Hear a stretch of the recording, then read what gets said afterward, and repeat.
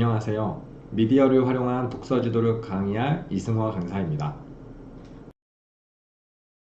저는 지금 연구소에서 독서, 국어 프로그램을 개발하고 있고요. 대학원에서 독서 교육과 문화 콘텐츠학을 공부하고 그리고 관련된 내용으로 3권의 책을 썼습니다.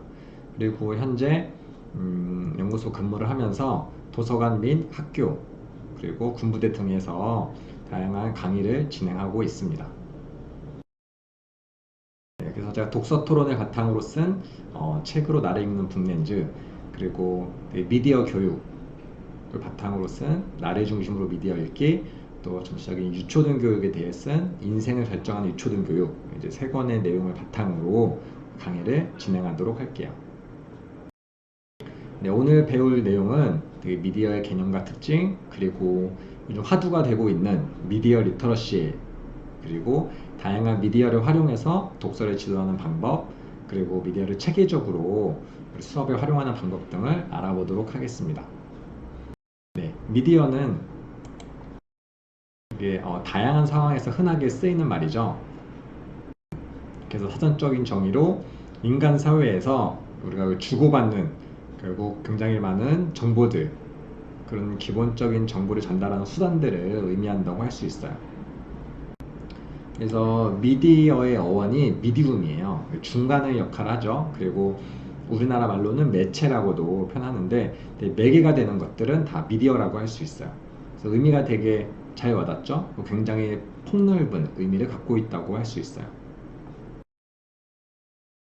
그런 의미에서 미디어는 굉장히 넓은 영역을 포괄하고 있는데요. 누군가 디지털, 영상 미디어로 한정지어 이야기하는 분도 있지만 전통적인 인쇄 미디어, 책이나 종이 뉴스도 같이 포함해야 합니다.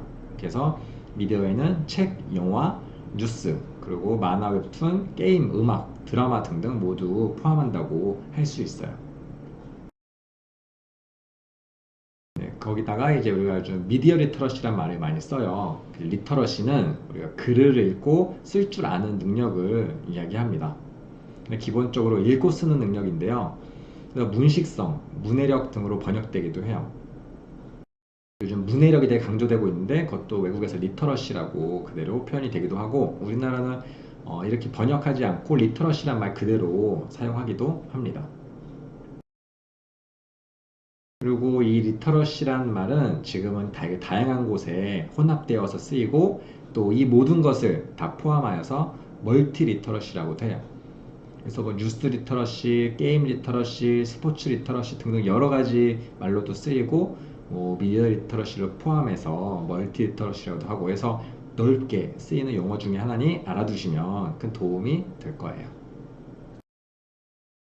그래서 미디어 리터러시의 개념을 한번 구체적으로 보면, 미디어에 접근하는 능력, 그리고 미디어 비판적으로 이해하는 능력, 또 미디어를 바탕으로 소통하는 능력, 되게 창의적으로 표현하는 능력, 이렇게 해서 요즘은 학교 정규 과정에도 굉장히 많은 영향력을 미치고 있어요.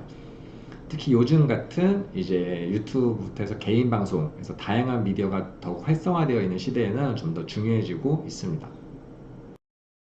여러분은 이 중에서 어느 영역이 가장 중요하다고 생각하시나요? 저희 국어나 독서, 교육 입장에서는 결국 미디어를 비판적으로 이해하는 능력이 글자와 같은 텍스트를 넘어서 영상, 이미지까지도 다 포함해서 되고 있어요. 그래서 가짜뉴스 파악부터 해가지고 여러 가지 면에서 비판적 읽기 능력이 포함되고 있습니다.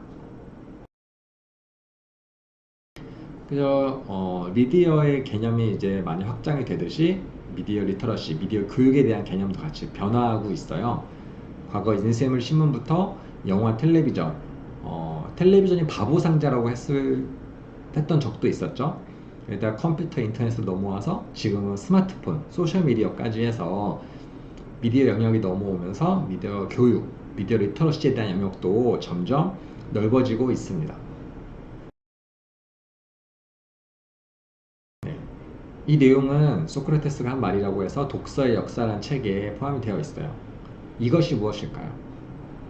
이것은 과거의 철학자들은 내 머릿속에 있고 머릿속에 수사, 토론을 바탕으로 해서 이야기를 중심으로 했기 때문에 많은 사람들이 글에 의지하고 글을 바탕으로 한 책에 의지했을 때 그것을 이제 많이 거부감을 느꼈어요. 이제 머릿속에 있는 걸 글로 냅두면서 글로 전달하면서 기억력을 쓰지 않고 망각하는 것이다 라고 비판했던 거예요. 근데 지금은 책을 굉장히 높은 가치 있는 미디어로 보고 많은 사람들이 책을 안 읽고 영상만 본다고 이제 흉을 보기도 해요. 그만큼 독서의 역사, 미디어의 역사로 봤을 때 그런 패러다임과 또 기존 거부감 이런 것들은 같이 공존할 수 있다. 그래서 독서와 미디어를 이렇게 적으로 보지 않고 미디어의 시대에 영상 미디어, 여러 가지 미디어를 어떻게 우리 독서 지도에 활용할 수 있는지 고민하는 게 더 중요한 지금 사회적 환경입니다. 그래서 유아교육까지도 많이 미디어 교육이 내려왔어요. 실제로 이제 코엑스에서 매년 유아교육 박람회를 하는데 2018년부터 이제 유아교육 박람회에 유튜브 특별관이 생겼습니다. 그 굉장히 큰 인기가 있고요.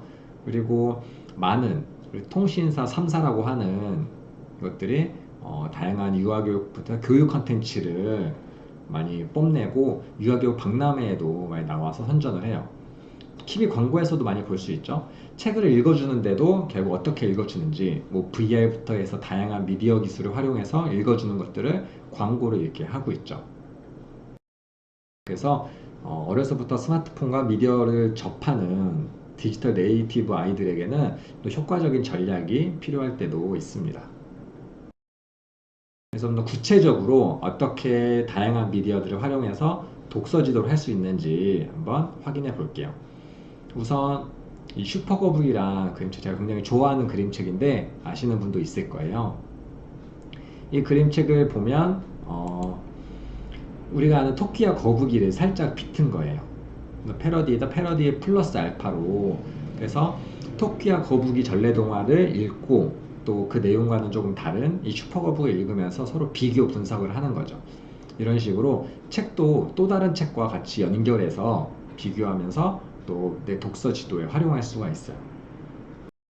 또 이렇게 하기 좋은 책으로는 또 늑대가 들려주는 아기돼지 삼형제 이야기라는 책이 있어요. 이 책도 우리가 아는 아기돼지 삼형제 이야기를 늑대의 관점에서 다른 관점에서 이야기를 풀어간 거예요.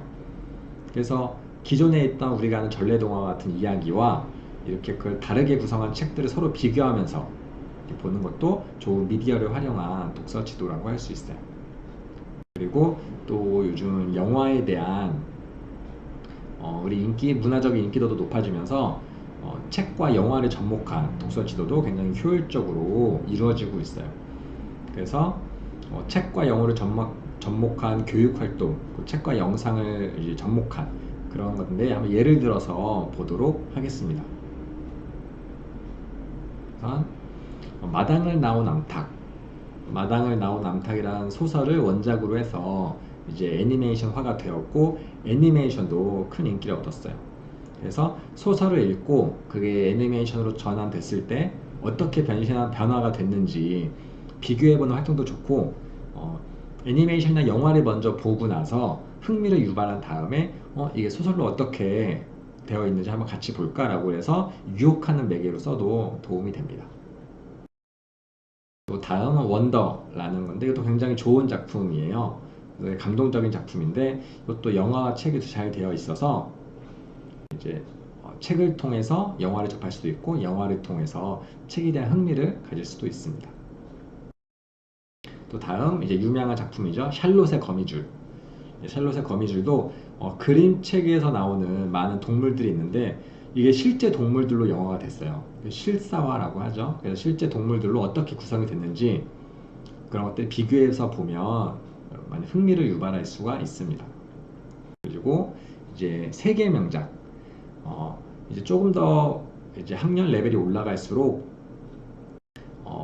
읽어야 될 책들의 난이도가 올라가죠. 그래서 세계 명작이 많이 중요하다고는 하는데 읽기 힘들어하는 친구들이 많은데 그런 세계 명작들은 거의 영화화가 한 번씩은 됐어요. 그 영화화된 작품들을 이용해서 세계 명작에 대한 흥미를 유발하는 것도 굉장히 큰 인기가 있습니다. 그래서 위대한 개츠비 좀 따분할 수 있지만 영화 위대한 개츠비는 굉장히 이제 다양한 음악과 이제 볼거리가 풍성해요. 또 이렇게 흥미를 느끼고 나서 그럼 원작은 어떨까? 라는 호기심을 갖고 또 원작을 만나볼 수도 있습니다. 네, 그리고 다음은 이제 좀 더 복합적으로 적용이 되는 거예요. 그래서 눈의 여왕이라는 동화가 있죠. 이것을 원작으로 해서 되게 큰 인기를 얻은 겨울왕국이라는 애니메이션이 있어요. 요즘은 가족 영화, 가족 애니메이션으로 같이 이제 영화관을 보고 집에서 영화를 보고 이런 가족들이 많은데 눈의 여왕이라는 원작을 이해하고 다르게 구성된 겨울왕국을 보면 굉장히 큰 또 다른 즐거움을 얻을 수 있어요. 그리고 또 겨울왕국에서 큰 인기가 있는 캐릭터인 올라프 이야기를 보고 또 눈의 여왕과는 다르게 또 겨울왕국 1편의 이야기를 조금 재구성해서 또 소설이 나왔어요. 그래서 겨울왕국 또 하나의 이야기라는 소설이 나왔기 때문에 이걸 또 겨울왕국을 좋아한다면 재밌게 봤다면 이 소설을 통해서 또 다른 즐거움을 느낄 수 있어요. 그리고 이어서 본 겨울왕국 이제 2, 이 인기를 바탕으로 한 많은 캐릭터 샵들이 있죠. 그래서 뭐 사진도 찍고 같이 많은 캐릭터가 된 뭐 필통이나 가방부터 해서 인형 같은 것들 나누면서 이게 결국 눈의 여왕이라는 우리가 아는 그런 전래 동화부터 시작해서 이게 전체적으로 미디어 문화 컨텐츠가 이어져 있는 이런 활동들을 요즘 트랜스 미디어라고 하고 굉장히 미디어 트렌드로 많이 확장이 되고 있어요. 여러분이 보는 많은 드라마나 영화도 원작 웹툰이나 뭐 원작으로 된 책이나 다른 뭐 원작을 따로 두고 다양한 형태로 확장되는 경우가 많죠. 뭐 마블 이야기도 마찬가지고 그런 것들을 복합적으로 내가 향유하는 것도 내 읽기 능력, 내 미디어나 독서 능력에 도움이 돼요. 대신 중심을 잘 잡는 게 중요하겠죠. 또 이제 예능, 우리가 요즘 TV나 버라이어티 쇼 같은 것들을 많이 보는데 그것도 책과 관련된 예능들이 곳곳에 나오고 있어요. 뭐 엄청나게 큰 인기를 누리고 있지는 않지만 그래도 사라지지 않고 조금씩 계속 나오고 있어요. 과거에는 이제 비밀 독서단이라는 프로그램을 굉장히 좋아해서 여기서 선정된 책들을 꼭 찾아서 읽고 또 여기서 선정된 책들이 베스트셀러 오르기도 했어요. 그리고 지금 이제 2020년에 지금 핫한 건 또 책 읽어 드립니다라는 그래서 설민서 아저씨가 우리에게 조금 어려운 책들, 조금 난해한 책들을 재밌게 풀어서 설명을 해줘요. 그래서 여기서 이렇게 소개된 책들을 또 큰 인기를 다시 얻기도 하고 역주행을 하기도 합니다. 그래서 이런 예능 프로그램을 통해서도 책에 대한 흥미를 굉장히 유발할 수가 있어요. 또 다음은 요즘 아이들이 특히 핸드폰, 스마트폰을 통해서 웹툰을 많이 봐요. 웹툰 중에서도 조금은 유익하고 내 배경 지식이나 이렇게 실생활에 도움이 되는 웹툰들이 있는데 그런 것들을 잘 책과 연관을 시키는 거예요. 그래서 가장 화제가 됐던 또 역사 선생님이 좋아한다고 하고 많이 추천을 한다고 할 정도로 화제가 됐던 이제 무적핑크의 조선왕조 실톡 그리고 지금 연재하고 삼국지톡 이런 것들은 우선 만화로 현대화돼서 재밌게 구성이 되어 있는데 이 재밌게 구성된 내용을 바탕으로 우리 조선왕조 이야기를 다룬 책으로 같이 연관을 시키는 거죠. 그래서 고리독서의 개념으로 삼국지 톡을 보고 재밌었던 부분을 보고 또 삼국지 만화를 보고 또 삼국지 소설을 읽고 이런 식으로 하나의 주제를 웹툰을 활용해서 흥미를 유발하고 같이 연계돼서 책으로 읽어보는 것도 큰 이제 흥미를 유발할 수 있어요. 네, 그리고 다음 이제 좀 유익한 만화들인데요. 이제 뭐 성교육 관련된 책들도 많이 있고 이런데 그것과 웹툰을 연관시켜서 보고 또 과학적인 부분도 많이 어려워하는 친구들이 많은데 과학에 관련된 웹툰을 통해서 또 과학 이야기를 자연스럽게 넘어갈 수 있는 그런 웹툰들입니다. 저 같은 경우는 SNS를 이제 자주 해요. 특히 인스타그램이나 페이스북 같은 거에서 항상 책을 읽고 후기를 남겨요. 그래서 SNS가 이제 시간을 많이 빼앗긴다고 하지만 실제로 많이 북스타그램이라고 해서 책 읽고 홍보하고 서로 정보를 공유하고 감상을 나누는 시간들이 많이 가져요. 그래서 저도 책을 읽고 항상 이렇게 사진과 감상을 항상 블로그나 이제 인스타그램 같이 올리면 많은 사람들이 글을 보고 또 댓글을 달고 서로의 감상을 공유해요. 그리고 저는 독서 모임도 꾸준히 하고 있는데 독서 모임을 한 내용을 이렇게 후기를 인터넷에 남기면 후기를 보고 많은 사람들이 참여하기도 하고 서로의 의견을 같이 교류하고 후기를 통해서 생각을 나누기도 합니다. 그래서 SNS도 책 읽기에 많이 활용을 할 수 있어요. 그리고 이제 어플 같은 면에서 기본적으로 책을 저장하고 내가 기록하는 어플들이 굉장히 많이 있어요. 독서 일기 같은 기록 남길 수 있는 어플이 굉장히 많고, 여기서 소개해 드릴 거는 이제 우선 그림책 관련해서는 이제 아이윙이라는 그림책 스트리밍 플랫폼이에요. 그래서 책을 많이 읽어주고 이러면 좋긴 한데 좀 목도 아프고 이랬을 때 책이 다른 사람이 읽어준 영상을 이제 스트리밍으로 볼 수 있는 거고, 또 내가 녹음을 해서 올릴 수도 있는 그런 어플이에요. 그리고 사이트도 있고, 잘 활용하시면 이제 많은 책을 쉽게 접할 수 있고, 또 요즘 전자책 시장이 굉장히 활성화되고 있어요. 그래서 저도 종이책 말고 전자책도 같이 보는데, 또 여러 가지 업체 중에 밀리서재라는 대표적으로 활성화되어 있어요. 그래서 옛날같이 스마트폰을 본다고 다 이제 게임하고 이런 게 아니라 스마트폰으로도 책을 볼 수 있고, 또 리딩북이라고 책 읽어주기 오디오북 서비스도 잘 되어 있고, 또 여러 가지 재밌는 형태로 책을 접할 수 있는 다양한 요소들이 이제 전자책으로 많이 이제 확장이 되어 있어요. 그리고 이거는 월 정액 개념으로 뭐 한 달에 얼마 이러면은 무제한의 책을 만날 수도 있는 그런 장점이 있기 때문에 꼭 종이책만을 고수하지 않아도 여러 가지 효과를 이렇게 같이 누릴 수가 있습니다. 네, 그리고 여러분 유튜브 많이 활용하시죠? 유튜브에서도 책을 읽어주는 그런 뭐 유튜버들도 많이 있고, 또 출판사에서도 책을 소개하는 그런 영상도 많이 올리고 있어요. 그래서 이렇게 책을 미리 만나고 책이 정말 마음에 들면 서점 가서 살 수도 있으니까 이렇게 출판사에서도 공식으로 이렇게 올리기도 해요. 그리고 북트레일러라고 우리가 영화 예고편처럼 책 예고편을 이렇게 만나보는 활동도 할 수 있어요. 그래서 책을 읽고 감상문을 써 이러면 굉장히 싫어하는데, 책 읽고 우리가 책 내용을 영상으로 만들어 볼까 이런 식으로 하면 책의 내용을 내가 이해하는 걸 바탕으로 구성하면서 여러 가지 활동을 이제 이끌어낼 수 있어요. 그래서 실제로 이제 북트레일러 관련된 책도 있고, 이런 도서관이나 중학교 고등학교에서도 수행평가나 이런 걸로도 활동을 많이 해줘요. 요즘 아이들은 특히 유튜브나 영상에 익숙하기 때문에 이런 식으로 독서 이제 후 활동을 많이 진행하기도 합니다. 유튜브에 북트레일러 치시면 여러 중학교의 영상들, 고등학교 영상들, 초등학교 영상들도 만나볼 수가 있습니다. 네. 그리고 요즘은 또 유튜버의 시대에 맞게 유튜버에서 또 책을 다루는 유튜버들을 북튜버라고 해요. 그 이분들의 영향력이 이제 점점 커지고 있어요. 출판사들도 책을 홍보할 때 북튜버한테 책을 이제 부탁하기도 하고, 왜냐하면 이 북튜버들의 영향력이 점점 커지고 있기 때문에 이분들이 소개하는 책들이 베스트셀러 되기도 하고 이래요. 그리고 책을 또 맛깔나게 소개해주는 이런 분들을 통해서 내가 재밌게 책을 소개받을 수도 있죠. 그래서 이런 북튜버들을 활용해서 책을 우리가 만나볼 수도 있고요. 그리고 이런 유명한 사람 아니더라도 어린이도 요즘 키즈 유튜버들도 많이 활동을 하고 있기 때문에 어린이 책들도 많이 이제 유튜버들 활동을 하고 있어요. 이렇게 보면 내 또래 친구들도 이렇게 책을 소개하고 이러네. 그리고 책을 소개하려면 내가 책을 읽고 정리를 잘 해야 돼요.